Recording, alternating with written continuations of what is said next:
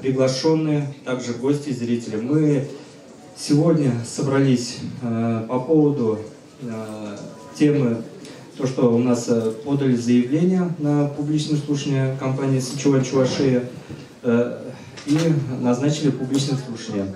В соответствии с Конституцией Российской Федерации, Градостроительного кодекса Российской Федерации, внимание, пожалуйста, Российской Федерации, законом от 06 октября 2003 года, 131 ФЗ, общих принципов. Уважаемые гости, если вы сегодня присутствуете на этом мероприятии, вы сегодня зрители, давайте шум не поднимать. Мы в первую очередь сегодня будем выслушивать местное население, потому что всех их касается этот вопрос, всех их волнует и они переживают. Раз вы сегодня тут присутствуете на первых рядах, будьте зрителями. Слово буду сейчас вам объясню и оглашу порядок нашего сегодняшнего публичного слушания. Спасибо за внимание.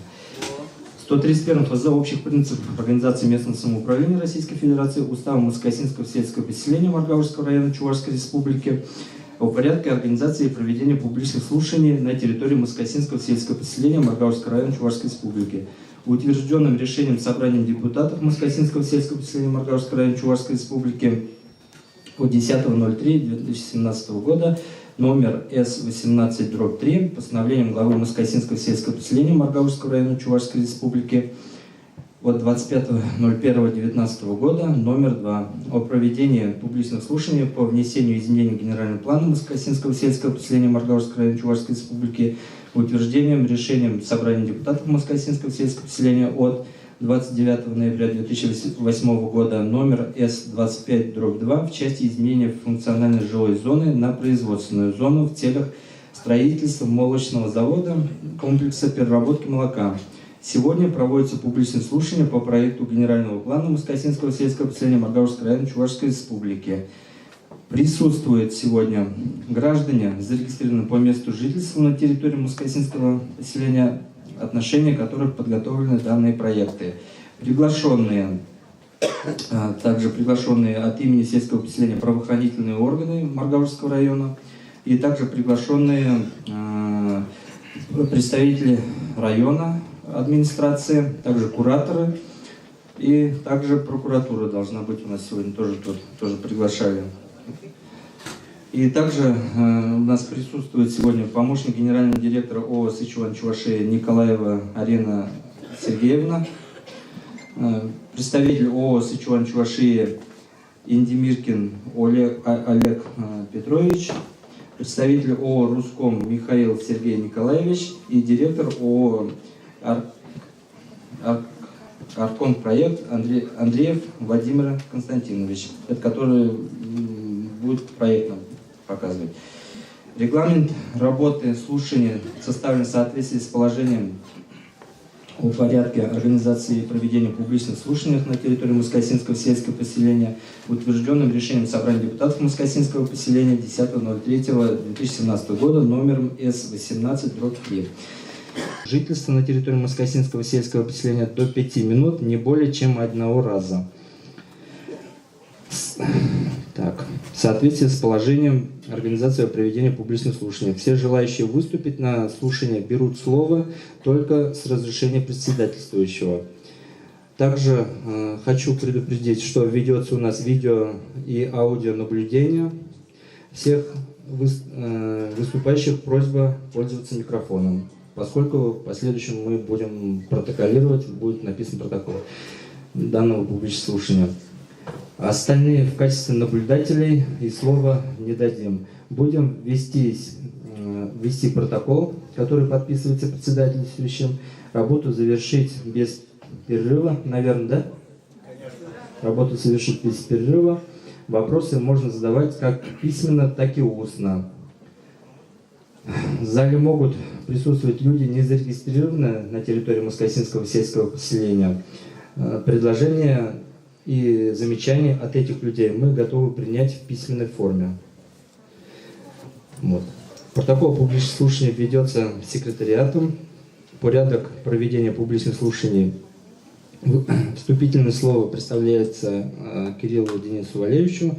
Доклад представителя компании «Сычуань Чувашия». Вопросы и предложения участников публичных слушаний, зарегистрированных по месту жительства на территории Москосинского сельского поселения. Публики размещены на официальном сайте администрации Москосинского сельского поселения Маргаушского района Чувашской республики в сети интернет, в периодическом печатном издании «Вестник Москосинского сельского поселения Маргаушского района Чувашской республики» от 25 января 2019 года номер 1А. Постановление главы Москосинского сельского поселения Маргаушского района Чувашской республики от 25.01.2019 года номер 2 о проведении публичных слушаний по внесению изменений генерального плана Москосинского сельского поселения Маргаушского района Чувашской республики, утвержденным решением собрания депутатов Москосинского сельского поселения от 29 ноября 2008 года номер С25/2. В части изменения функциональной жилой зоны на производственную зону в целях строительства молочного завода комплекса переработки молока было опубликовано в периодическом печатном издании «Вестник Москосинского сельского поселения Маргаушского района Чувашской республики» от 25 января 2019 года номер 1А. С материалами проекта генерального плана Москосинского сельского поселения все желающие могли ознакомиться в администрации Москосинского сельского поселения Маргаушского района Чувашской республики. Участники публичных слушаний по проектам генерального плана являются граждане, зарегистрированные по месту жительства на территории Москосинского поселения, в отношении которых подготовлены данные проекты. Участниками публичных слушаний имеют право участвовать в обсуждении проектов, задавать вопросы, высказывать свое мнение, представлять свои предложения и замечания как устно, так и в письменной форме, касающиеся проекта, которые подлежат включению в протокол публичного слушания. С момента опубликования постановления главы Москосинского поселения Маргаушского района Чувашской республики от 25.01.2019 года номер 2 о проведении публичных слушаний, внесении изменений генерального плана Москосинского сельского поселения Маргаушского района Чувашской республики, утвержденным решением собрания депутатов Москосинского поселения от 29 ноября 2008 года номер С25/2 в части изменения функциональной жилой зоны на производственную зону в целях строительства молочного завода переработки молока. На официальном сайте администрации Москосинского сельского поселения Маргаушского района Чувашской республики в сети интернет в периодическом печати издания «Вестник Москосинского сельского поселения Маргаушского района Чувашской республики» от 25 января 2019 года номер 1А в администрации поселения писем и устных предложений и замечаний не поступало. Уведомлений от каких-либо некоммерческих организаций, политических партий, изъявивших желание участия на публичных слушаниях, также не имеется. Слово для доклада представляется помощнику генерального директора ООО «Сычуань Чувашия» Николаева Арина Сергеевна. Пока вопросы можно? Нет, я по регламенту работы я хотел уточнить его. Я предлагаю первому выступающему 15 минут. Регламент работы. Михаил Васильевич, Да. 5 минут это мало. Я думаю, вы будете высказывать, вас никто перебивать не будет, мне кажется. Микрофон не слышно. Чего? Микрофон не слышно. Давайте по регламенту сейчас слово дадим компании «Сычуань», представителям компании «Сычуань». Потом они, им дадим, когда вот до жителей Москосинского сельского поселения, касаемо кого проект вот этого перевода касается, изменения генплана точнее. Михаил Васильевич, с вас и начнем. Добрый вечер. Уважаемые жители Маргаушского района, Москосинского поселения, в частности, жители деревни Хэкасы, а также представители прессы и оппозиции, которые здесь присутствуют. Прежде всего, мы, как представители китайской компании «Сычуань Чувашия», главный агроном Индимиркин Олег Петрович и Николаева Арина Сергеевна, помощник генерального директора, хотели сначала обратиться к вам с посланием и общим пожеланием. Целями нашей компании никогда не являлось и не является причинение какого-то ущерба или вреда и создание неблагоприятных условий для жизни жителям сельского поселения. Первоначальной целью всегда являлась и является до сих пор это создание агропромышленного комплекса, включающего строительство животноводческих комплексов и строительство молочного завода для развития сельского хозяйства в регионе. покупка одного из земельных участков, предложенных нам, и развитие, и целенаправленное формирование негативного отношения по данному вопросу не является основанием для всеобщего негодования к проекту в целом. Мы искренне надеемся на ваше взаимопонимание и надеемся, что данные публичные слушания пройдут в конструктивном формате, без выяснения каких-то отношений и поиска виноватых. У нас сложилась ситуация на данный момент, и эту ситуацию нужно решать. Кто виноват, как получилось, я думаю, сейчас нет смысла выяснять. Поэтому мы, как подготовились к публичному слушанию, мы подготовили для вас короткий видеоролик, который рассказывает в целом о нашей компании, о китайской компании и проекте в целом. И впоследствии мы расскажем, я передам слово человеку, который составил эскизный проект молочного завода, который подразумевается к строительству на территории деревни Хэкэсы, недалеко.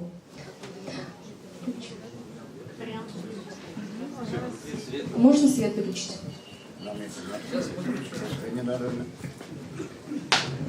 Давайте вы будете высказываться попозже, когда придет ваше время. Сначала просто послушаем. Давайте уважать друг друга. Рассказываем сказку.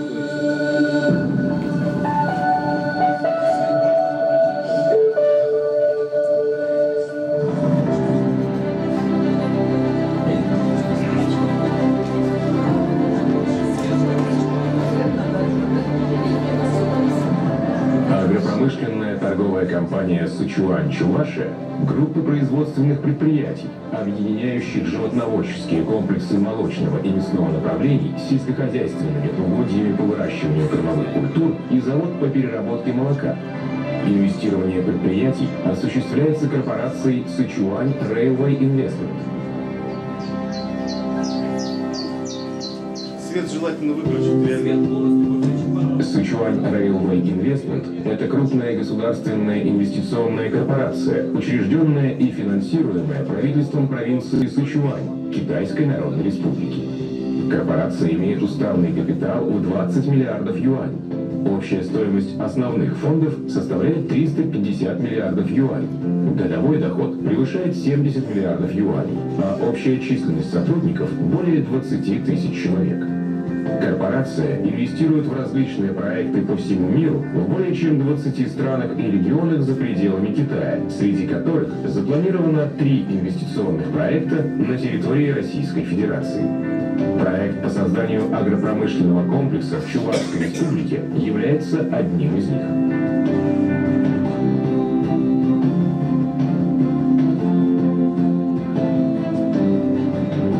23 июня 2014 года на встрече губернатора провинции Сычуань и главы Чувашской Республики было подписано соглашение о сотрудничестве в торгово-экономической, научно-технологической и гуманитарных сферах.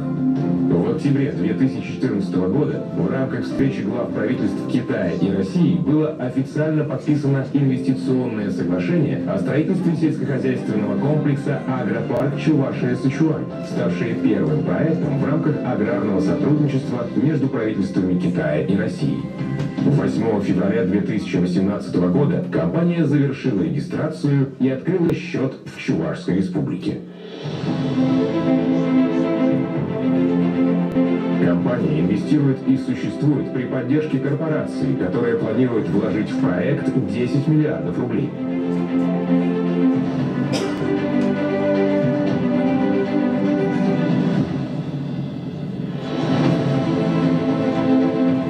По итогам завершения инвестиций будет обработано и засажено 20 тысяч гектаров земли для возделывания высококачественных кормов, а также будут построены комплекс по переработке молока и животноводческие комплексы с общим поголовьем скота более 10 тысяч голов. Общая сумма инвестиций в строительство комплекса по переработке молока составит порядка 5 миллиардов рублей. При проектировании и строительстве комплекса будут применяться европейские и российские стандарты качества. Готовый комплекс станет образцовым примером сельскохозяйственного проекта.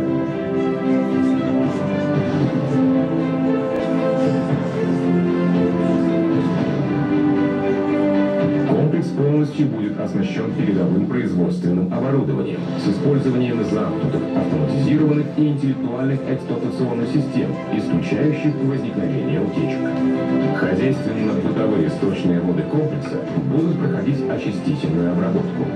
В производственных цехах и других объектах подсобного назначения будут установлены система контроля шума и воздухоочистительные системы, которые не допустят негативного воздействия на окружающую среду.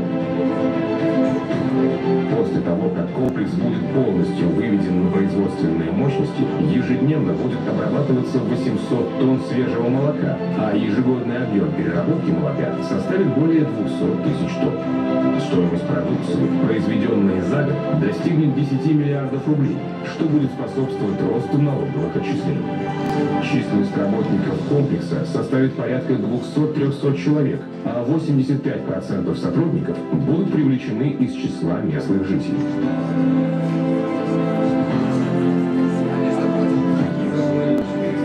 Компания в качестве отправной точки будет использовать принцип «создав одно хорошее предприятие, приведешь в движение одну отрасль промышленности и принесешь пользу местному населению».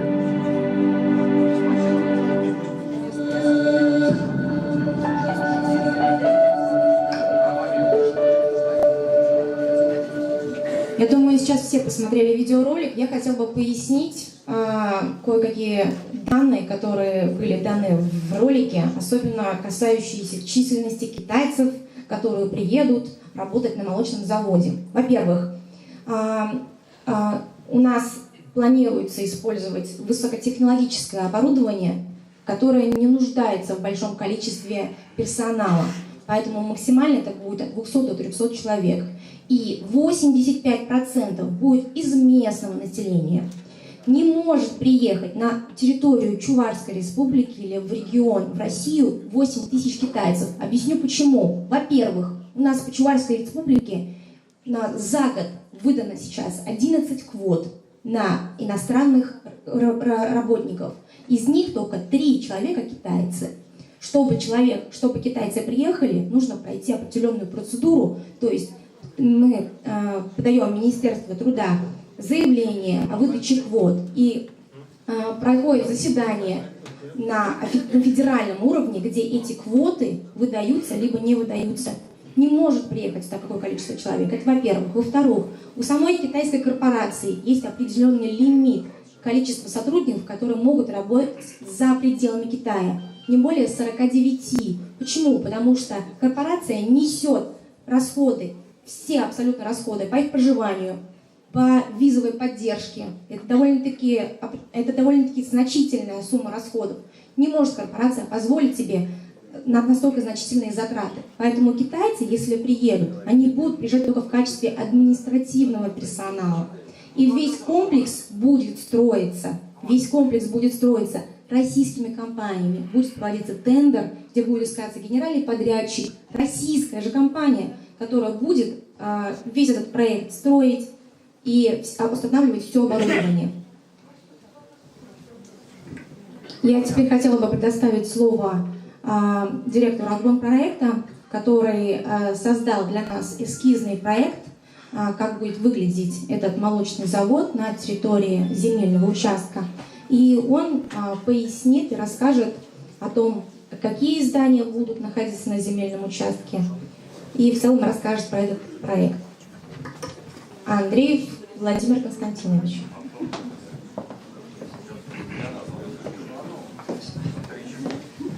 Здравствуйте, уважаемые жители Маргаушского района, Москосинского сельского поселения. Но в первую очередь я хотел бы ваше внимание сосредоточить на том, что я не занимаюсь теми отношениями, которые происходят в администрации с этой компанией. То есть моя задача была представить, что можно сделать на этой земле, что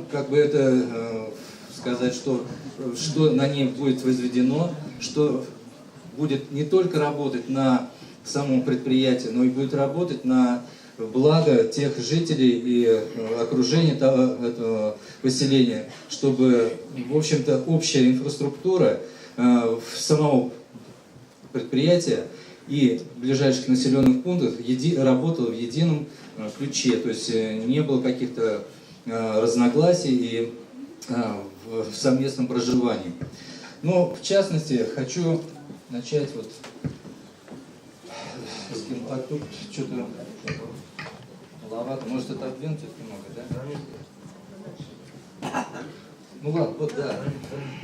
Ну, в общем, территория, вот здесь с голубым показано, это Ихвет Косы и перспективно... С другой? Давай, хорошо, как скажешь. В общем, на данном геймплане, вот в частности, показано, что здесь вот, ну, условно все это расположена деревня Ихвет Косы, перспективная застройка, которая уже как бы прошла обсуждение на градостроительном совете Минстроя, и что в перспективе тут будет тоже развиваться жилищное строительство на территории Москокосинского сельского поселения. И вот эта территория, которая здесь показана, это территория уже прилегающая 40 гектар общей площадью. Это как раз предусмотрено для строительства вот этого молочного комплекса. Ну, что хотелось бы сказать. Территория, она разбита на, как бы, на участки, то есть есть у нас само производство и есть та инфраструктура, которая помогает, в общем-то, работать этому комплексу и является вспомогательной для прилегающей территории деревень и других населенных пунктов. Но основная территория, это производство, это находится она вблизи, здесь вот у нас проходит дорога М7. Почему она приближена туда, так чтобы выезд, загрузка этого комплекса и выгрузка этой готовой продукции не находилась как бы в глубине территории и не прилегала к ближайшим населенным пунктам. Далее, другая часть, которая находится южнее, здесь подразумевается развитие, в общем-то, делового центра, то есть где офисного делового центра. Дальше здесь вот будет располагаться предприятие, где будет, ну, как говорится, техника, которая используется в этом производстве. Здесь будет ремонт, мойка и автозаправочная станция. Дальше здесь инженерная инфраструктура, тут будет находиться предприятия, ну, такие как газовая котельная, газораспределительная подстанция, трансформаторная подстанция, скважины для поднятия грунтовых вод для всего этого комплекса. Вот. И здесь вот расположена зона, как бы, в которой будет расположен комплекс для проживания, для отдыха и для не только тех сотрудников, которые, в общем-то, именно связаны с этим предприятием, но и возможности, чтобы использовать эту территорию, так как она будет для тех жителей, которые в ближайших вот населенных пунктах. Что? Хорошо, ладно, дальше. Что? Я сейчас в каждую зону расскажу вкратце, что в каждой зоне расположено. В общем, что? Хорошо, я понял. Так нормально, я думаю. Ну, в производственной зоне что находится? Здесь расположено основное производство. Это приемка, значит, сырья, молока. Само производство, где-то приблизительно 11 линий производственных. Затем расположена логистика, где уже готовая продукция будет. И вспомогательные здания, сооружения, где расположено административное здание для тары, упаковки, столовые с бытовыми помещениями. И здесь же также предусмотрена эта территория с выходом, как говорится, в свободную зону. Это магазин и кафе, который может пользоваться не только, как говорится, сотрудники, но и жители этой деревни, Ихвет Косы. Далее, затем, здесь дальнейшая зона, вот это, я скажу, офисная деловая зона, в которой у нас расположено будет здание, это офисы, здесь будет проходить обучение, допустим, сотрудников, которые будут работать вот на данном предприятии. И здесь будут другие помещения, которые необходимы для, в общем-то, деловой жизни. То есть здесь будут приниматься заказы, заключаться договора, обучение, то есть все в этой зоне. Ну, про эту зону я уже сказал, которая будет, в которой будет располагаться предприятие для обслуживания техники, вся, которая обслуживает эту всю территорию. И вот эта зона, она подразумевает, значит, что? Здесь вот у нас будет гостиничный комплекс, но в котором будут проживать не только, как сказать, сотрудники, но и будут проживать и те люди, которые приезжать будут в командировки и так далее.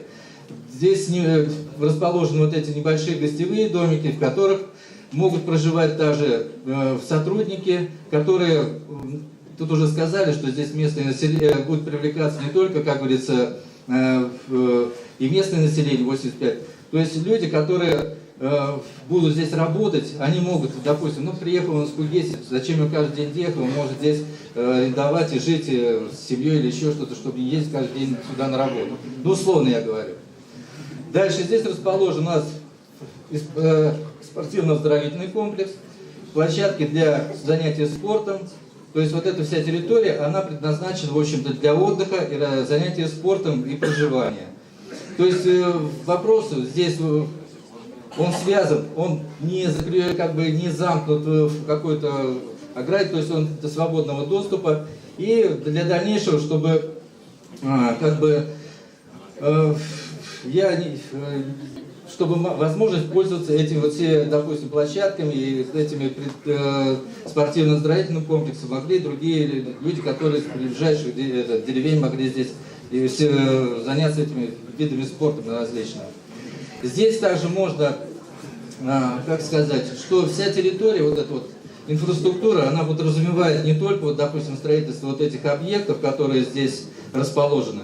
То есть здесь будут предусмотрены довольно-таки насыщенная инженерная инфраструктура, это газификация, электрификация, то есть водоснабжение, канализация, то есть отходов и так далее. И затем дальше, что возможно, здесь вот предусмотрены... Вот заплатили хотя бы? Что? За это выступление сколько заплатили хотя бы? Говорю, вопрос нет. Интересно. Интересно, сколько заплатили за это выступление? Хорошо, я могу вообще не выступать, если хотите. Ну не выступайте, а что вам куда вы себе жить? Уважаемые присутствующие. А где коровы? Коровы в Порецком районе. Валя, Здесь расположен только молочный комплекс. сейчас, извини, перебью. Что, у нас ферм не было, что ли? Почему у нас запретили вот эти фермы? А что? Чуть-чуть подвинуться, Вот потому эти что... другие фермы должны работать. Ну, чуть-чуть хотя бы. Уважаемые, нам регламент по-любому надо... Давайте вот слово дали, скажут. Потом, после них, по 5 минут каждому жителю Москосинского сельского поселения дадим слово. Вот тогда вы говорите. И... Не можно продолжить, что ли? Порядок соблюдаем. А смысл? Смысл в том, что я просто-напросто вам представляю, что это может быть. И что вас, как говорится, что вы из этого можете иметь. Извините, можно, в принципе, инженерная структура, она может не только это использоваться на этой территории. Извините, можно даже этот водопровод, которого у вас нету в этих веткосах, его сделать просто, чтобы жить вместе, дружно и так далее. То есть не пить из колодца грязную воду, а пить из нормальной содержанской скважины. Это одно из предложений, потому что дело в том, что если входит какой-то инвестор, не только, как говорится, он должен, как говорится, и работать на благо прилегающей территории. Поэтому ваши предложения, которые вы должны сами родить и предложить, чтобы они вам помогли. А не просто так вот, да, вот они здесь пришли, все, огородились, нет. Соседи должны жить дружно и должны друг другу помогать. И я думаю, что это предприятие, которое будет на этой территории, если будет, то я думаю, что они вам всегда помогут в этих делах. Поэтому я, в общем-то, в целом рассказал. Вы договорите свое мнение, пожалуйста, потом мы будем высказывать по вашему вопросу. Хорошо, хорошо. Я заканчиваю. Все, спасибо. Ну, сказали же уже на 230 человек. Спасибо. Если местное население, откуда 300? Оно будет жить у себя дома, а не в вашем городке. Ну а почему вы... Да может и Чебоксар будут ездить, если деньги... Это не мой вопрос. Вот есть представители, они вам объяснят, кто будет ездить, кто вам будет это работать. Сейчас, уважаемые гости, присутствующие, в первую очередь, кто, если, давайте соблюдать порядок, не устраивать тут, да, балаган. Давайте слово, как я с регламентом публичных слушаний, когда я вам озвучивал, вроде все согласились. Слово, если кто-то хочет брать, поднимаем руки. Если местный житель, слово даем. А остальных, от остальных присутствующих, иные заявления по получению слова не поступало к нам. До ваше заявление рассматривается не на... Вы сегодня, вот... Вы сегодня сидите... правил проведения публичных слушаний. Мы все граждане Российской Федерации и Чувашской Республики. И имеем слово. Правду говорите, то поступило заявление, а депутаты если откажете, вас скинем с этой слово. Скинешь? Скинем, если будете отказывать в выступлении. Полиция есть, что ли, тут? Если будете отказывать... Полиция есть? Уже начали пугать. Подойдите, пожалуйста, сюда, участковый. Я не срываюсь. Вы сегодня сидите на первых рядах, вы сегодня присутствуете, мы относимся к прессе уважительно, и поэтому вам позволили сидеть тут на первых рядах. Никого не запрещали, никаких преград не устраивали, не надо с места выкрикивать. В первую очередь это касается местное население, мы будем выслушивать местное население. Чувашской Республики тоже касается. Давайте слово для выступления представляется участникам публичных слушаний, которые прописаны в Москосинском сельском поселении. Да, Михаил.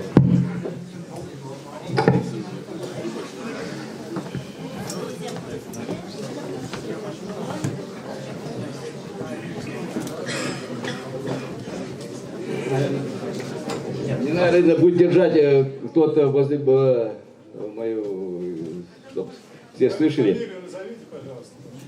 Моя фамилия Василий Михаил Васильевич, житель деревни Федькасы, являюсь старостой этой деревни.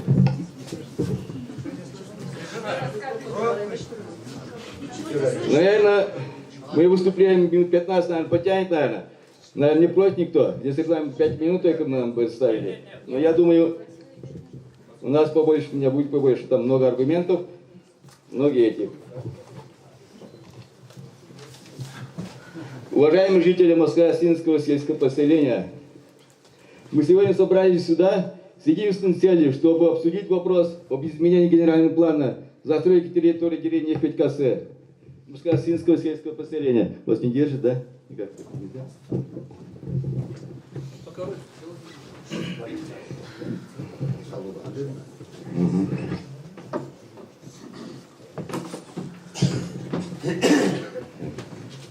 Где решится сегодня судьба, наша судьба, быть или не быть, жить или не жить в этой деревне. Потому что это наша Родина. Мы очень переживаем, с болью сердца, я говорю здесь, за Родину. Как ее распродают, жулики и воры, грабят, уничтожают ее. Можно немножко?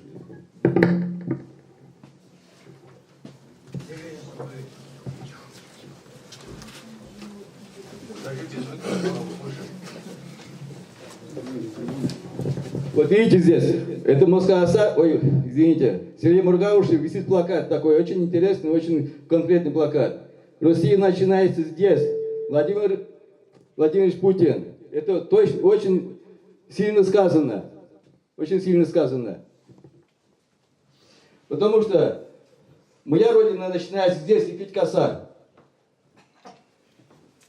Поэтому мне безразлична судьба наших жителей деревни и всего сельского поселения. Тысячами лет живут здесь в Чувашии. Тысячами. Наши предки. А в один день, прекрасный день, мы проснулись, чуть не очутились в китайском государстве. Из-за вот таких, как Царева, Оруском, Архипова, он пришел бы здесь, он показал бы, как на нас, взглянул бы, как народ на него посмотрит? Которые закупили земли за бесценок, сельскохозяйственные угодья, и продают теперь за миллионом долларов. В карман ложат. В августе 2018 года мы, жители деревни Федькасы,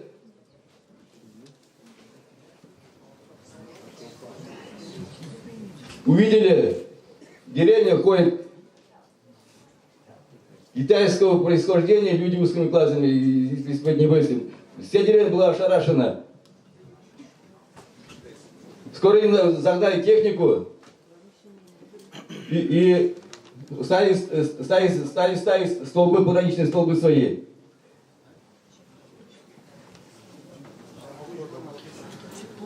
И они перекрыли дорогу к нашим участкам, земельным участкам. Перекрыли дорогу на М7, в которой люди ходят пешком на остановку. Туда мы обратились через администрацию района, к китайским инвесторам. Сейчас я вам прочту этот ответ, как они нам отвечают. Обращение наше вот такое было. Я просто времени у меня мало, не буду я прочитывать до конца. Вот интересные моменты. Мы обратились к администрации Мурашского района Чувашской республики Тимофееву. Он таким содержанием немножко. В настоящее время установлены столбы между границами земельных участков сельского поселения Оруском. Тем самым загрожен проезд сельхозтехники 60 сотен, выделенным гражданам деревни Федькасы Москва сельского поселения. И ведение частного хозяйства, что является грубейшим нарушением земельного законодательства. Также по границе земельного участка был проход на федеральной трассе М7 к автобусным остановкам для жителей деревни Федькасы. Лицам, имеющим дачные участки, там был закрыт для них тоже проход. На нашу устную просьбу оставить дорогу было сказано, что в деревне живут одни старики, тунеядцы и алкаши, которые скоро помрут все равно. Вот их не слова было это. Китайская там приехали в белых галстуках, рубашках. Вот исходя из изложенного, мы жили в деревне Федькасы, Кагасы, Свинокасы, Калмыкова, обратились к ним. Потребовали не допустить строительство заводов щите для рабочих китайцев, обеспечить проход для проезда сельхозтехники для ведения личного постоянного хозяйства, жители деревни Косы и проход для трассы М7. И что ответили они? Вот на имя главы района Боря. Уважаемый Владислав Николаевич, вот я не буду цитировать, как он... Так, я один статью. Изучив соответствующую статью действующего законодательства Российской Федерации, считаем слишком нецелесообразным безвозмездную передачу образованных земельных участков, муниципального образования для последующего строительства автомобильного преобразования земельных участков, тех обеспечения депутата доступ к земельным участкам, выделенным для индивидуальных жилищных строительств и для ведения личного постоянного хозяйства. То есть, оказывается, нам проход к своим земельным участкам и к трассе тоже так же.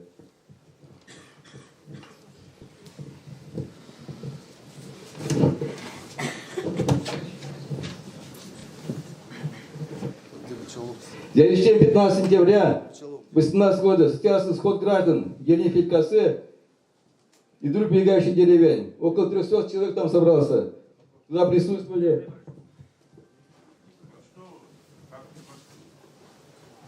глава администрации района, Мурашский район тоже, и Маляков, депутат Госсовета, и множество оппозиционной прессы. А туда китайцы не приехали, туда. Испугались летать. Нас никто не оповестил об этом. Ну, я не вам должен был взять. Вы прессу читаете, вы не читаете. Администрации района вы прекрасное отношение имеете.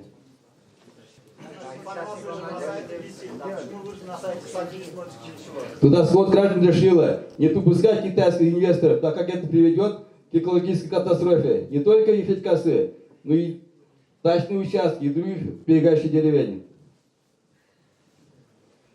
Там рисунки они будут показывать, там снимки есть. 7 ноября 2018 года мы собрались снова здесь, в Москва-Косинский сельский клуб, чтобы узаконить наше решение от 15 сентября о запрете перевода земли на строительство. И здесь мы точно и публично сказали, что перевод земли Не дадим. Есть протокол, я вам могу протокол прочитать, это законенный согласно положению сельского самоуправления. Решение есть, все есть там. А 8 ноября уже, на следующий день, прибыл китайский десант в сопровождении нашими министрами, с Артамоном Сергеем, сельхозминистром, Авлетиным, экономразвития, который уже прилетел туда. И другие чувашские, но приближенными к ними людьми. И начали уговаривать наших деревенских жителей. Но у них ничего не получилось. Оскорбили наши деревень сильно они. Но деревенские не сдались. Спасибо им за это. Также ушли они без ничего. Там не буду говорить, что они говорили. И угрожали, убивали, ничего только не говорили. А тому он сказал, скажу его словами. Вы проебали землей, если не орите, теперь не кричите. Вот такие слова он сказал.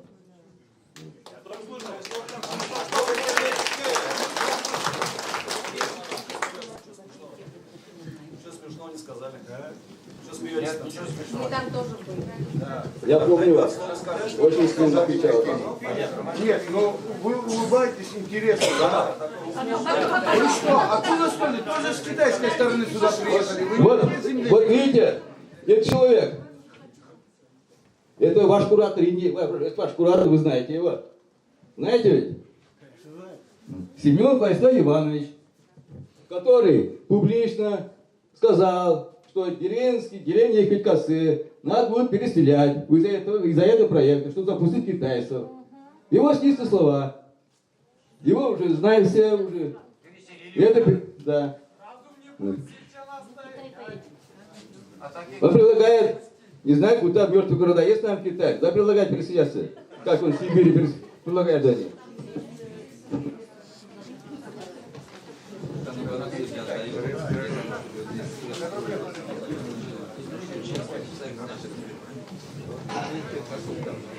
Если китайский граждане, если китайского предпринимателя будет строить заводы, за близлежащим деревню кажется санитарной зоне уже. После этой санитарной зоны предсказуемо жилье и земли, недвижимость купить и продать в этом поселении уже невозможно будет. Поэтому я Осип сказал, что надо будет переселять деревню. А кто они такие, наши судьбы решать? Кто они такие? И кто они такие?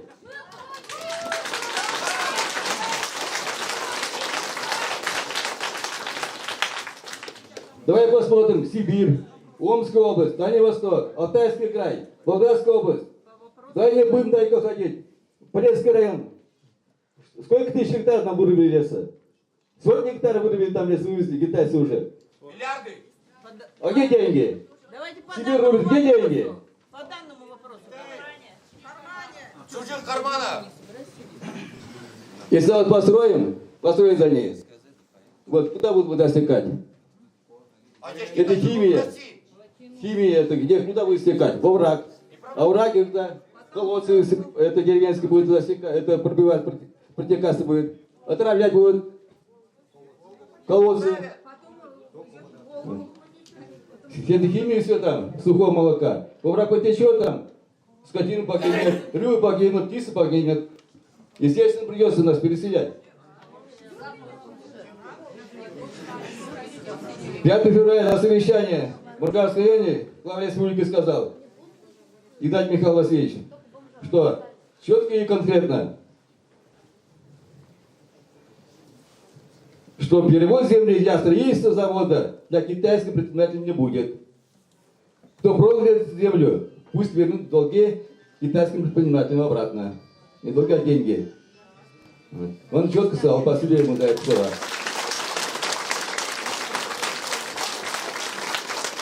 Потому что это наша земля, это наша Родина. Мы любим свою Родину. Потому что любили также наши отцы и деды. 30 миллионов наших лучших сыновей положили на великочествование. 30 миллионов положили. 33. Там фотографии будут висеть. Погибли. 200 миллионов погибло, 200 тысяч погибло, чтобы освоить Китай. Поэтому я говорю, Сохраним свою землю, не будем переводить земли, будем голосовать против. Все против, наверное.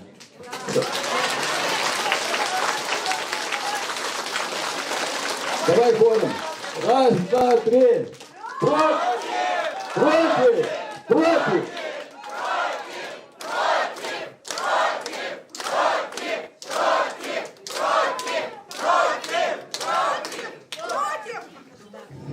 Уважаемые жители Москосинского поселения, также пресса, мы ждем, что вы будете примером, поэтому мы вас и посадили на первый ряд.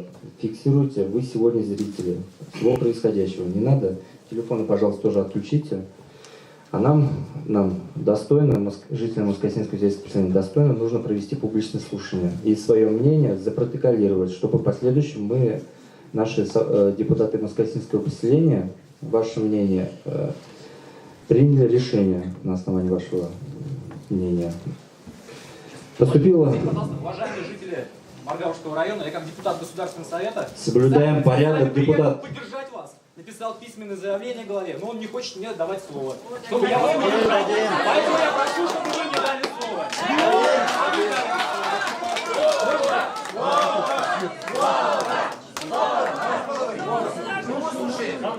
Я коротенько, делаем сами выводы.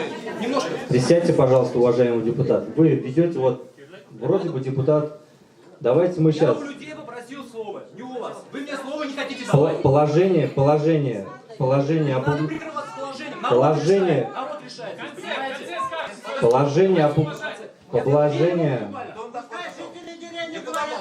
Положение о публичном слушании, которое принято у нас в 2017 году, только председатель дает слово. Вот. Мы в первую очередь сегодня по регламенту ознакомили всех тут присутствующих.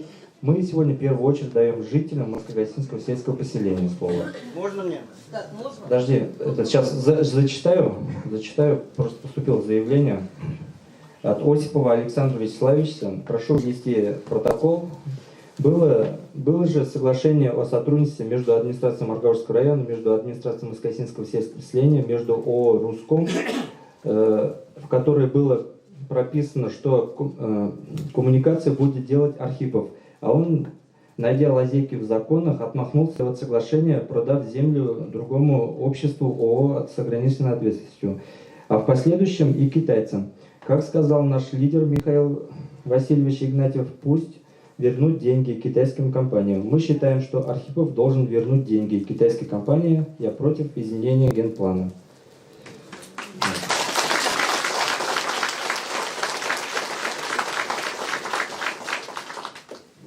Также письменное заявление поступило от Алексеев Виктор Валерьевича. Прошу внести протокол. Мы помним, как вы нагло вели себя вначале и не хотели считаться с мнением местного населения. Мы не верим, что вы поменяли свое отношение к местным жителям. Я против изменения генплана.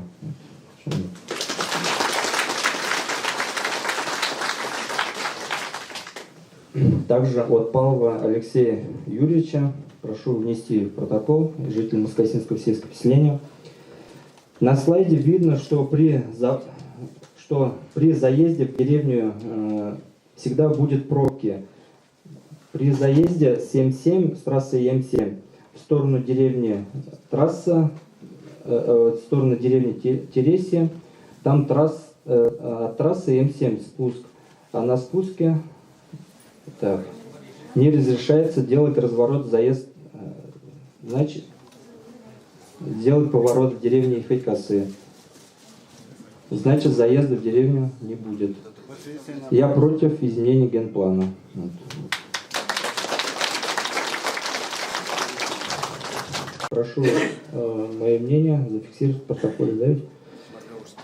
В китайских компаниях, построенных в России, работают одни китайцы. И у нас так будет. Я против изменения генплана.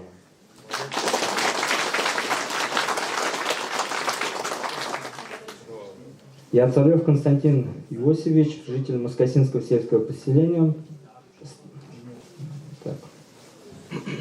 Столько грузовых автомобилей будет наверху деревни Ихать-Косы. Весь этот смог будет спускаться в в овраге деревни. Весь воздух будет загрязнен. Я против изменения генплана. Я Крылов Александр. Прошу занести мое мнение в протокол. При прошлом переводе земли и сельхозназначения в жилую зону Архипов обещал улучшить инфраструктуру деревни и построить садики, магазины. А получилось так, что просто продал землю китайцам. И вы хотите, чтобы мы еще раз поверили ему? Хватит обманывать народ. Я против изменения генплана. Я Федотов Сергей Сергеевич. Прошу внесения в протокол. Наш лидер Михаил Васильевич Игнатьев сказал, что никакого перевода земли не будет возле деревни Ихведь-Косы для китайской компании Сычуань-Чувашия. Поэтому предлагаю Архипову срочно вернуть деньги. Я против.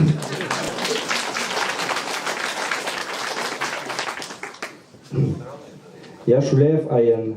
Прошу занести мои вопросы в протокол. Возле деревни мы изучили деятельность китайских компаний. Везде, где мы изучили деятельность китайских компаний в России, нет одного положительного результата для россиян. Поэтому я против изменения генплана.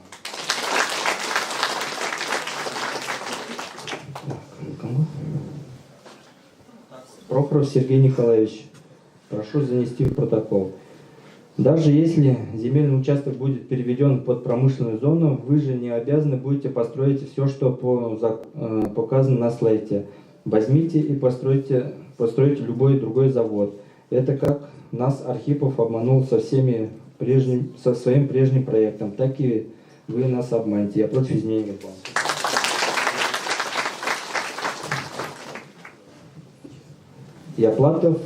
Я Платова ЛД. Прошу занести мое мнение в протокол. Мы, жители Москосинского сельского поселения, вышли с письмом главе Москосинского поселения Кириллову Денису Валерьевичу в собрании депутатов Москосинского сельского поселения, собранию депутатов Маргаушского района от 23 января 2019 года. Просим приобщить данное письмо при принятии решения по изменению генплана собранием депутатов Москосинского сельского поселения. Вот, поступившие вопросы, мы их всех внесем в протокол. Так, дальше продолжаем. Местные жители, поднимаем руки, к вам подходят. И по 5 минут. Хотелось бы, конечно, побыстрее, чтобы каждый свое мнение, примерно быстрее бы, чтобы свое мнение высказал. Спасибо.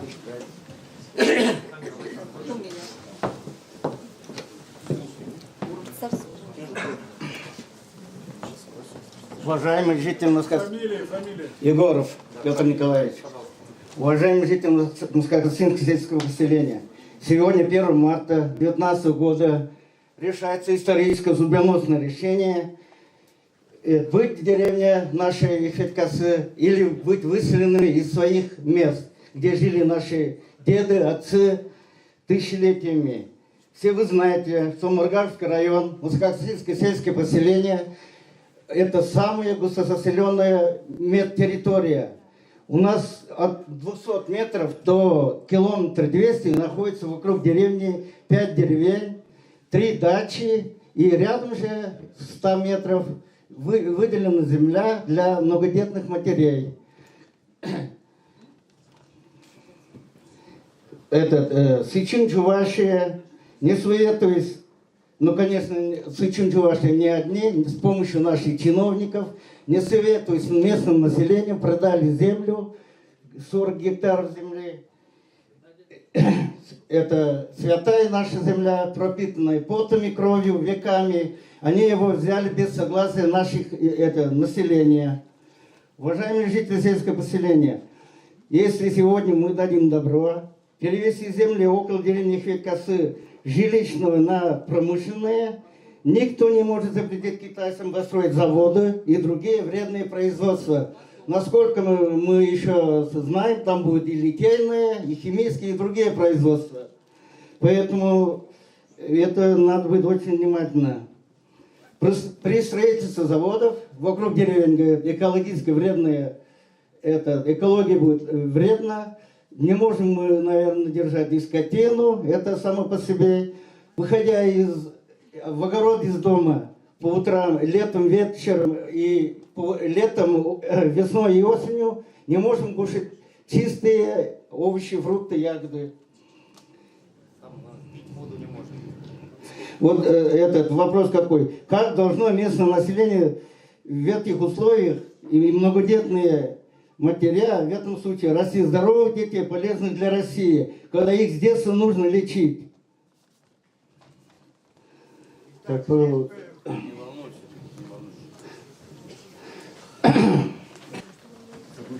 Михаил Васильевич много сказал, поэтому я...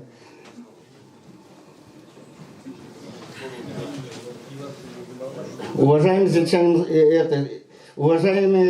сельчане Москва-Синского сельского поселения, давайте оставим свои земли и не дадим добро перевести земли жилищного строительства на промышленное, и вообще присутствие китайцев на земле Москва-Синского сельского поселения, исходя из густозаселенности, нежелательны.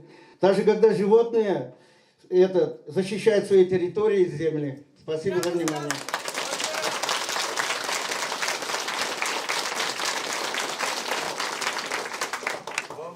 В одной стадии не живут. Сейчас слово дается жительнице деревни Река-Косы.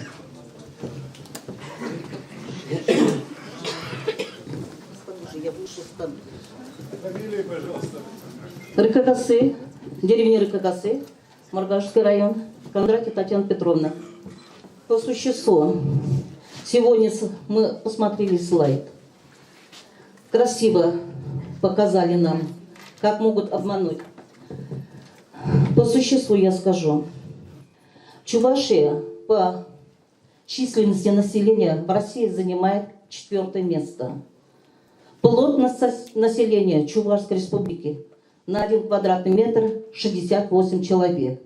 Чуть ниже плотности населения китайцев на квадратный километр. По России плотность населения на 1 квадратный метр 18 человек. Ой, 18 человек на 1 квадратный километр. Это во-первых. Во-вторых, мы, Чувашии, имеем очень много молочноперерабатывающих предприятий. Чебоксары в прошлом году открыли очень крупные перерабатывающие молочные предприятия. В сутки дает очень большой объем молока. В Ядрине находится молокоперерабатывающий комбинат, который дает тоже большой объем молока. Маргауши имеется тоже перерабатывающий молочный комбинат, закрытый. Почему им нельзя вот это перерабатывающий завод взять и пускай там работает? В-третьих, посмотрите в интернете, как китайцы делают молоко. Берут чистую воду, заливают химикат, и получается молоко. И по вкусу, и по цвету. Находите в интернете, как китайцы готовят молоко. Так, из воды делают, капая небольшой, там, 2-3 капли молока, это жидкости, химикаты, все, получается молоко. Дальше. Мы давно уже начали воевать с китайцами. Но самое главное, тут глава республики нас поддержал на встрече 5 февраля Маргауша, на встрече с активом Маргаушского района. Он прямо открыто сказал по вопросу китайскому, сказал, что власть чувашская против перевода земли с категории на промышленную. Вот эта схема, мошенническая схема купли-продажи 40 гектаров во главе Царева Николая Лазаревича, потом Архипова, обманули весь чувашский народ, обманули Москва-Синское сельское поселение. Теперь они дальше будут обманывать. Дальше пойдет опять, не знаю, какая-то там сделка мошенническая. Вот опять обдуривание. То есть идет уничтожение полного Маргаушского района. Показывают картину 40 гектаров, слайд, и 20 гектаров земли перерабатывать будут под зерно. В Маргаушах у нас конечно, столько земли не найдут, но в Порецком районе дали 3000 гектаров. Если в аренду взяли, это да, по соглашению Китайской Чувашской Республикой, 3000 гектаров. Пусть там останавливается, а это собственность, которые по мошеннической схеме купили. Они хотят обосноваться, дальше расшириться, полностью нас хотят проглотить. То есть мы, чувашские люди, с этой земли чувашской автоматически уничтожимся. Подумайте об этом. Автоматически сносятся все деревни, близлежащие. Тут уже и деревни, Рыка, Козы, Калмыка, Ярабай-Косинское сельское поселение. Автоматически, если собственность, автоматически они будут уничтожать. На обращение прокуратуры Чувашской Республики, когда мы обращались, жители деревень Икведь-Косы, Рыка-Косы, Сулеймен-Косы, мы получили ответ от прокуратуры республики. Такой ответ. Согласно правилам землепользования и застройки Москогасинского сельского поселения, утвержденным решением собрания депутатов сельского поселения от 9 октября 2017 года под номером 27/1, территория деревни Икведь-Косы находится в территориальной зоне Ж2, зона застройки индивидуальными жилыми домами. Градостроительный регламент, который не предусматривает в числе видов разрешенного использования земельных участков размещения объектов агропромышленного комплекса. Таким образом, земельные участки в деревне Икведь-Косы, принадлежащие ООО «Сычуань Чуваши» агропромышленной торговой компании, не могут использоваться для строительства агропарка. Администрация Москогасинского сельского поселения материалы для получения разрешения на строительство, заявление о внесении изменений в муниципальные правила землепользования и застройки тогда не поступали. Потом они пришли. Если ответ прокуратуры идет такой, идет ответ от главы Чувашской Республики, это мошенническая схема сделки. Вот сидят представители, хотя они, вот представитель Ядимиркин, выходец из деревни Юнги, сидит против нас. Не стыдно ему сидеть здесь за столом, как представитель агропромышленного комплекса Сычуань Чувашия. Позор ему. Против мы. Против перевода земли. Поэтому мы сегодня единогласно, дружно будем наступать на них. Не дадим в обиду, не дадим уничтожать нас. Будущее наше поколение, наша земля останется за нами. Пусть 40 гектаров земли обратно Архипов расплачивается. Пусть мы дальше пойдем, дальше будем в Следственный комитет обращаться. Именно на имя Бастрыкова. Есть, дальше пойдем. Вот эту схему мы должны разоблачить, кто кому что продал. Мы должны дальше идти. Но сегодня публичное слушание, это народное слушание, это мнение народа. Это самое главное мнение, которое должно дать ответ на этот сегодняшний вопрос. То есть на сегодняшнюю повестку. Спасибо, которые приняли участие, которые болеют за нашу землю, за наши деревни. Спасибо. Молодцы. Ура!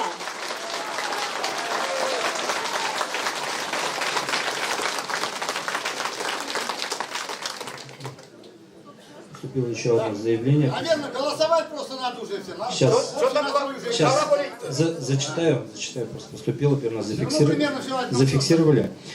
Я Кириллова Надежда Валерьевна, выступаю от лица моей матери.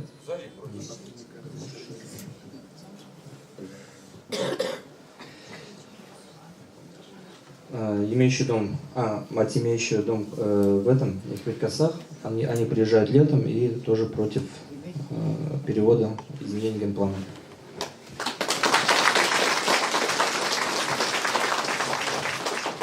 Уважаемые жители Москогасинского сельского поселения, еще дальше надо будет выговориться?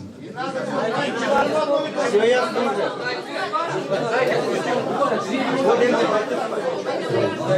Депутату отвечали. Хорошо, пусть поговорит.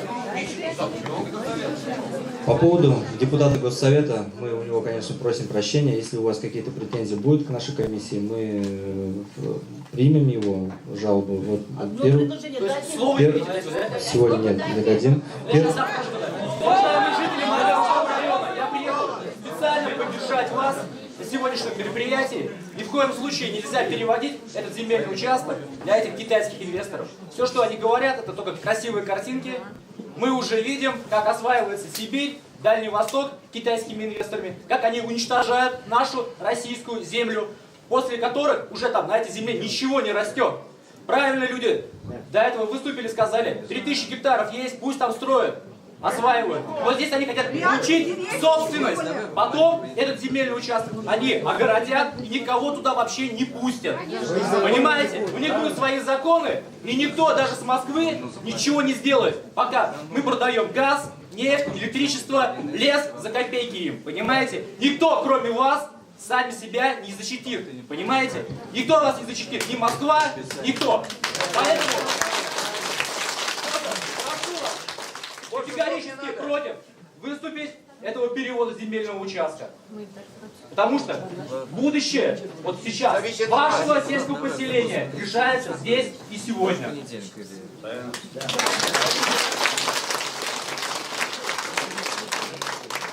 По поводу публичного слушания, дальше есть кто?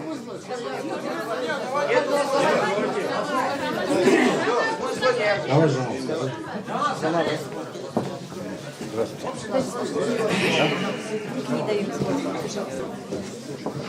Чираков Джамал Абаевич, житель деревни Косы. Я хотел бы первый вопрос задать представителям китайской стороны. Что они такое вам сделали, что вы так действительно за них рубашку рвете на груди?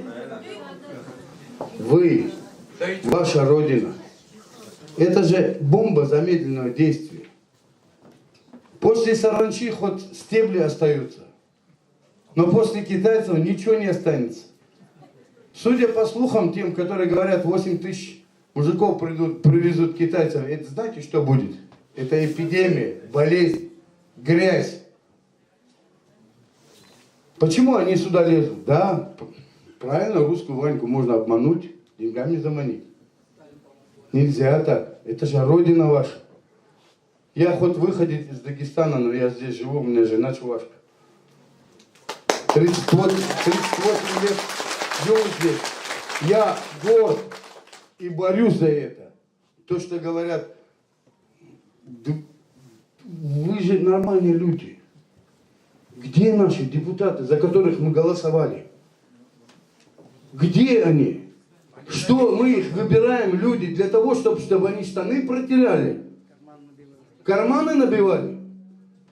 Ну нельзя же так, люди, нельзя. Тут вопрос идет не только о деревне Эхет-Косы. Если эти 8000 китайцев сюда привезут на 32-33 тысяч населения Маргаушского района, это и городу хана будет. Не только Маргаушскому району. Нельзя. Тут вопрос идет не только о Эхет-Косы. Ближайшие деревни все, вплоть до Чебоксар. Нельзя. Что у нас? Рук нет, что ли? Что мы не можем работать? Обрабатывал же эти земли Акимов. Почему отобрали? Специально, заранее выдуманные. Ну сколько можно? Когда они насытятся этими деньгами? Мы зарплату получаем, живем же, не дохнем. Работаем. И где видели алкашей в деревне? Ну вы извините, поля без сорняка не бывает. Если есть один. Голову где? Вот вы, девушка, смотрите, в прошлый раз, когда вы в деревню приезжали, вы даже с телефоном в кармане нужное включали, записывали, ненужное выключали. Я же вам делал замечание. Ну что вы задницу рвете за этих китайцев? Хватит! Хватит! Ради Бога, хватит! Вы, чуваши, коренные жители, вы должны, я не знаю, брать лопаты, кирки, камни, идти защищать свои земли. Что вы делаете, в конце концов? Вы или живете сегодняшним днем, а завтрашний день пропадет пропадом. Я сейчас даже из-за того, что нет китайцев, и то задумываю за своих детей, внуков. Едим одну химию, вы хотите бомбу замедленного действия? Конечно. М7, трасса нефть-газ, Транснефть проходит рядом. А что бы не делать, да? Вы вперед смотрите, если вы думаете, они простили Россию эту войну, которую их отогнали. Вы глубоко ошибаетесь, они очень злопамятные люди. Я в свое время прожил 15 лет на Дальнем Востоке. Я видел и китайцев, и японцев, и корейцев. Немножко пошире глаза откройте, посмотрите. Не только у себя под носом. Ведь никто из вас сознательно в грязь ногу не сунет. А что вы сейчас делаете? У меня все.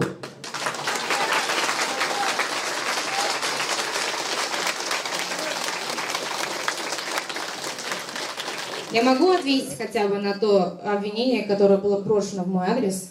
Почему не надо?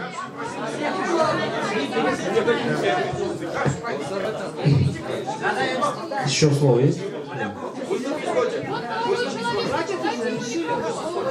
Только местные жители, уважаемые. Давайте порядок соблюдать. Регламентом ознакомили. Сказали, что местные жители.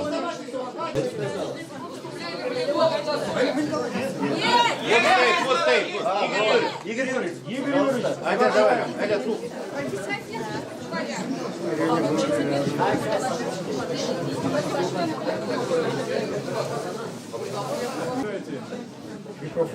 Микрофон. Уважаемые жители Москосинской сельской поселения, от партии, от депутатов не поступало заявление. Ну как, порядок же надо Игорь Юрьевич, соблюдать. давайте без микрофона, у вас хороший поставленный голос. Уважаемый журналист, хватит уже про... Вы хотим послушать Какой житель? нашего депутата. Я житель Чувашской республики. Мы его любим, и все, а вас нет. Просим слова. Нет, микрофон, дайте. Я буквально... Тихо. Тише, послушайте. Простите. Жители Москосов, давайте порядок. Пару слов. Давайте порядок соблюдать. Порядок положения по публичным слушаниям. Я еще раз повторяю. Четко регламент озвучил я. Слово даю только я, как председатель. Ни от какой партии, ни от каких депутатов. Кто за то, чтобы он Все! Против. Все! Он депутат! И вы же там... Сейчас его будем слушать, или кого мы сказали? Пичугин, выйди, пожалуйста. Участковый, займите. Провокаторы были. Хватит, ты вообще кто такой? Не местный житель, ты вообще кто есть? Выйди, пожалуйста. А ты кто есть? Я заслуженный. Молодец, иди заслуженный. Хватит уже устраивать провокацию. В конце-то концов, журналисты, к вам отнеслись нормально. Если вы с ним, уважаемый депутат, это вас тоже не красит, у нас поселение. Как так-то, блин? Есть порядок? Есть. Я москогасинским жителям объяснил. Пичугин, выйди, пожалуйста. Куда? Чего? Если... Законом разрешено присутствовать нет. Всего. Друзья, два слова буквально. Ну слова, я выступать не буду. Первое. Здесь уважаемый депутат. Президиум абсолютно прав, что должно быть по регламенту, все должно быть в порядку. То есть по российскому закону. Так ведь? У нас есть принятое положение, устав у нас есть сельского поселения. Первое. Пожалуйста, просьба всем депутатам, значит, сейчас, уважаемым депутатам Госсовета уважать наш устав сельского Государственный поселения, совет такую работу провел. Здесь вот депутат Андреев тоже Госсовета. По данному вопросу Госсовет в стороне остаться не мог. Так ведь, Саша? Да, правильно. Не мог остаться. Что мы проделали? Мы говорим, что мы не против инвестиций и так далее, и так далее. Но самое важное... Уважаемый депутат, мы даем слово местным жителям. Дим, подойди, самое важное... Уважаемые жители Москосов, давайте соблюдать регламент. Да, эти депутаты, если эти депутаты Госсовета, пускай они уважают устав нашего Москосинского сельского поселения, пускай уважают положение депутата. А первое слово Москосинского поселения. Ничего личного к вам нету. вы, москогасинские жители поселения, это касается меня, моих родителей, моих дедушек, бабушек, моих близких друзей, всех жителей москогасинского поселения. Не надо устраивать тут, как Пичугин, цирк или что-то такое. Мы разумные люди, у нас есть устав сельского поселения, у нас есть положение сельского поселения о публичном слушании. Давайте соблюдать его. Есть председательствующий, есть секретарь, есть... Зачем мы показываем всему, тут кучу журналистов, мы всех журналистам, ко всем журналистам отнеслись с пониманием, с уважением, посадили их на первых рядах, и что сейчас позволим, у нас дома их провоцировать, что ли? Я такого сам лично не потерплю, блин. Как так-то? В первую очередь, если вы, депутаты Госсовета, такой бардак позволяете тут совершаться и как-то поощряете своим высказыванием, это вас тоже не красит. Ну а какие у вас... Мы же голосовали за вас. Вот непосредственно Пичугин там, выкинем меня, блин, говорит. А я-то что? Вот вы стоите, молчите, вы как депутат. Пичугин, дело помогает, хорош говорить. Слово местным жителям. Давайте придерживаться положения, не устраивать. Спасибо большое.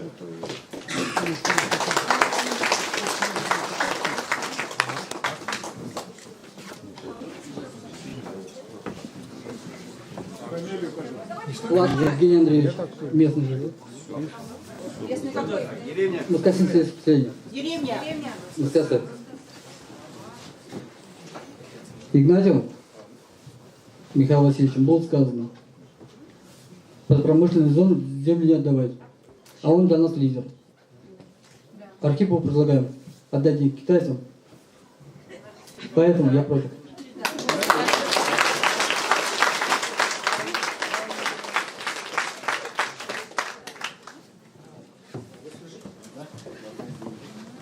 Номер, Терентьев Александр Валерьевич.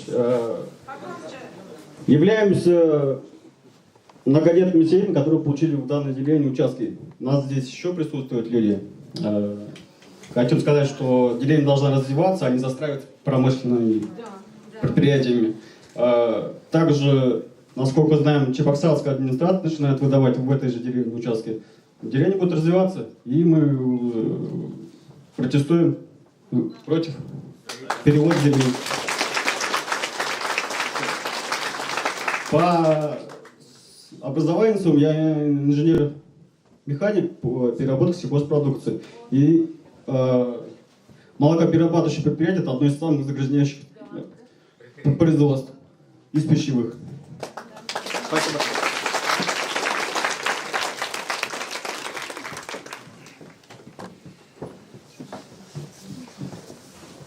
Я Павлов Дмитрий Владимирович, житель Москосинского поселения, поселка Москосы. Все мы увидели, что народ против перевода земли в промышленную зону. Поэтому я рекомендую депутатам Москосинского сельского поселения принять отрицательное решение против перевода земли, против генплана, изменения генплана. Компания Сычуань, Чувашия. Уважаемые жители Москосинского поселения, как думаете, дальше стоит продолжать? Нет. Ясно уже. Спасибо. Извиняюсь, конечно, что по генплану голосование у нас не предусмотрено по изменению генплана на время публичного слушания. И поэтому мы, ваше мнение, я думаю, у нас москосинские депутаты тоже все тут присутствуют на сегодняшнем публичном слушании. Выводы для себя сделали. В последующем на собрании депутатов, какое они решение будут принимать. Каждое мнение, каждое высказывание по сегодняшний день будет все занесено в протокол нашего сегодняшнего публичного слушания. В течение 7 дней будет опубликовано. Вот. Нет, надо голосовать. Народ просит. По изменению генплана голосование не предусмотрено. Да. Это мнение. Это мнение. Но, если хотите голосовать, давайте проголосуем, но в протоколе это отражаться не будет.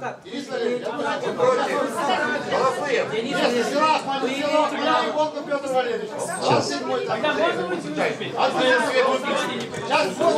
Голосование раз не смотрим, да, значит, говорите, да? Я предлагаю сейчас просто, депутаты сейчас наши местные, все здесь. Вот сейчас неочередное собрание, прямо свое заседание. Прямо сейчас соберите и при народе проголосуйте. Прямо. Чтоб потом это самое. Прямо сегодня сейчас, прямо на сцену можете выйти. Прямо вот самое, повестку не один вопрос. Согласно, прямо сейчас примите здесь решение. И потом подумаем еще. По поводу голосования Народ просит. У нас председатель собрания депутатов другой человек. По поводу голосования мы планируем собрание депутатов в понедельник, в первой половине дня организовать. Мы изучали все это время, изучали положение сельского поселения о публичных слушаниях и все законодательства о изменении генерального плана. И там по поводу вот этого собрания депутатов может возникнуть проблема или возмущение, там, или жалоба может поступить по той причине, то, что якобы не в рабочее время все это проходит. Вот. Поэтому мы в понедельник, в первой половине дня, собрание депутатов Москва-Синского сельского поселения проведем. Я думаю, там никто на себя ответственность не возьмет такую, чтобы как бы против мнения народа пойти. Мы, все депутаты сегодня присутствуют тут, все видели, все услышали, все понимают важность ситуации. И вот я думаю, голосование вот так вот. Поэтому я вот предлагаю все же по поводу голосования депутатов мы назначаем понедельник, первый половину дня. Давайте, жители, голосуйте. Если принципиально важно, что вы хотели, давайте проголосуем. Кто?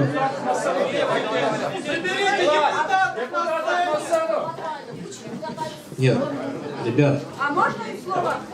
У кого-то местный житель?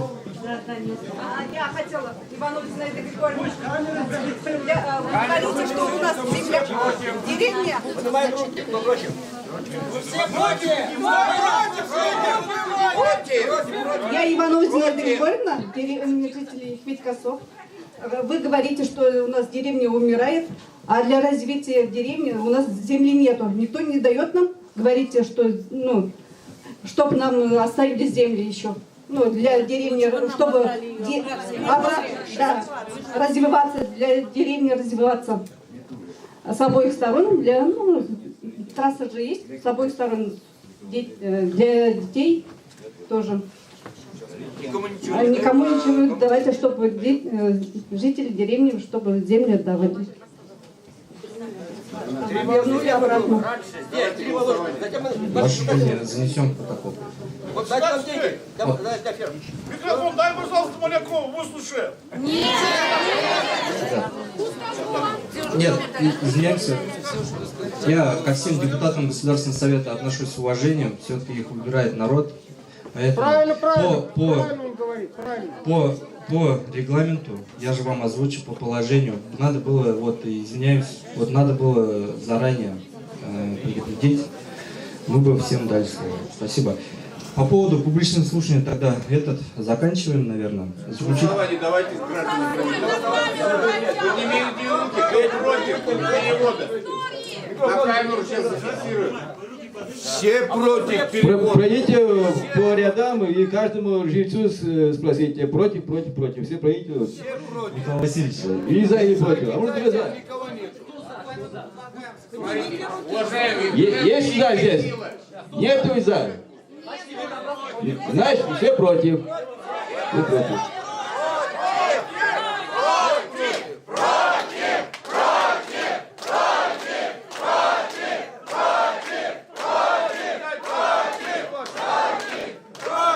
Тогда по поводу публичного слушания от жителей именно Москва-Синского сельского поселения претензий есть о проведении публичного слушания?